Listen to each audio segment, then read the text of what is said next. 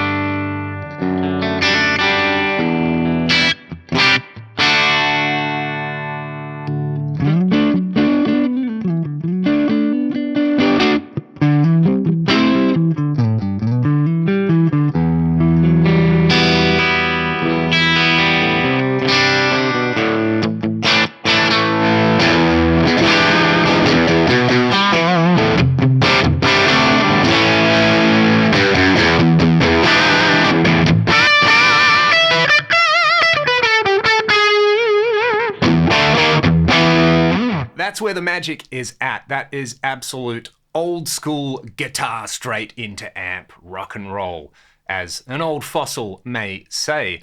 You could hear on there when I cleaned up my bridge pickup volume control, and then my neck pickup volume control and the humbucker mode on there, I still had plenty of chime and sparkle happening. I could wind it up, and then I've got a great rock rhythm crunch. It doesn't really have the roar that the super lead amps are renowned for on there. It's got, to my ears anyway, this really sweet low end. That's what makes a JTM 45 a JTM 45. And you get even more of that when you jumper the channels. So we'll plug both of these in, and then we use this kind of normal channel volume control as like a fat control on there.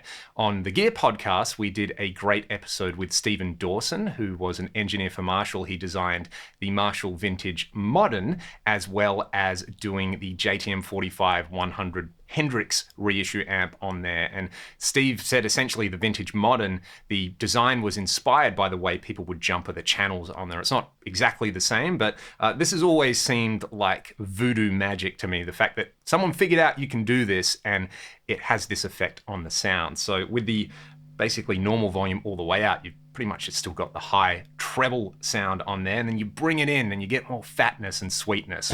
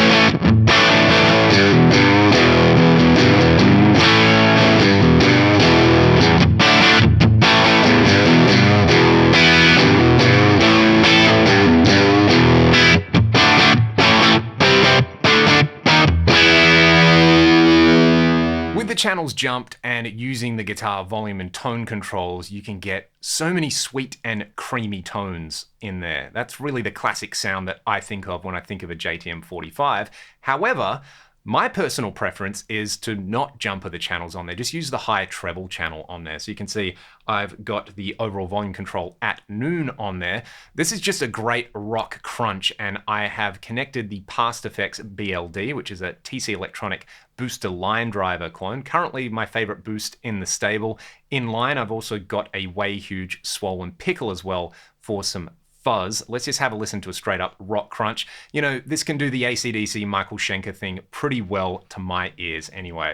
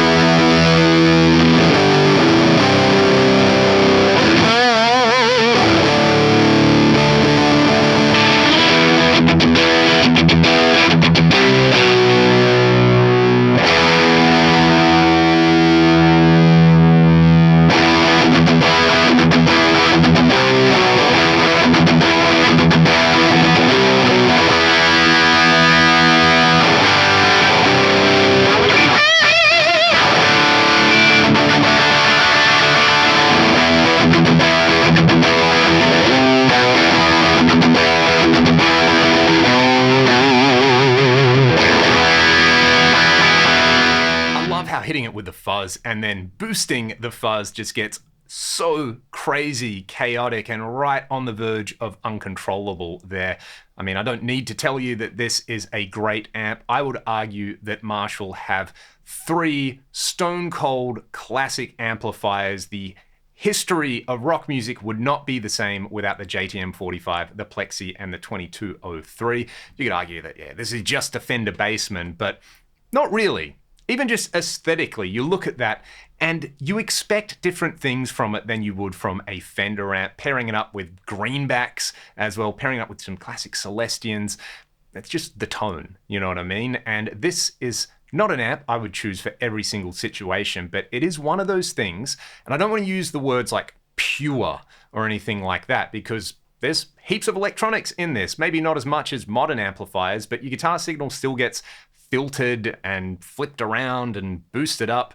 You know, electric guitar, the important term there is still electric. So I don't want to use the word pure, but there is something very visceral and like connected to the history of rock music that I feel when I play this. It's maybe mostly a mental thing in there, but the fact that it is so simple and it has all of those tones just up front, living there, ready for you to experience, is such a beautiful thing. I would still love to get a 50 watt and a 100 watt Marshall that look like this, but every time I play this one, I kind of think, why? This one gets me all the tones I would want from that era, and it's got its own thing. You know, there were loads of classic JTM 45 players out there. So I'd love to know if you're a JTM 45 dyed in the wool, you know, this is your favorite Marshall, or if you're more in the kind of super lead or 2203. You know, I'll ignore everything that came after that, and you know, maybe I'm just getting older, but I'm starting to fall into the category that, like, yeah, maybe the last good amp ever made really was the JCM 800, but this is the one that got it all started. Anyway, I'm done rambling. Have a great day. Go and play your guitars, experience some nice, loud, glorious guitar noises, and I'll see you all next time.